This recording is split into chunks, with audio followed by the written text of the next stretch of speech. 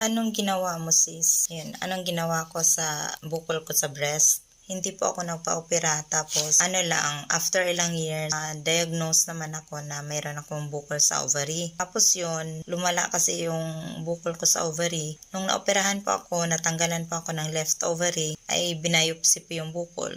Pati yung bukol ko sa breast ay binayopsi din.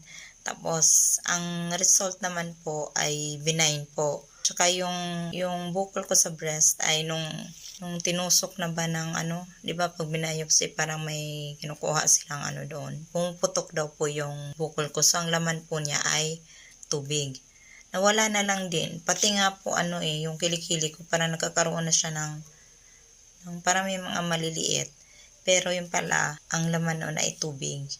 Tapos ngayon, sa awa po ng Panginoon, wala naman po ako. Lagi po ako nakakapa ng breast ko po ngayon. Tapos, hindi na po ako, yung pag nasa bahay ako, hindi ako nagbabra. Dati, nagbabra po ako ng bakal. Ngayon, hindi na po. Pero pag mga ano naman, may mga event talaga, yun, napipilitan ako. So, ayun po, sa biyaya po ng Lord, thank you Lord talaga. Kasi yung bukol ko sa breast na sabi ng doktor noon na tatanggal ko na daw, operahan na daw ako. Pero nagkaroon po kasi ako ng takot. Kaya hindi po ako nagpa-opera noon. Ewan ko po, ba't sumabay po nung tinanggalan po ako ng left ovary, nawala na lang din po siya.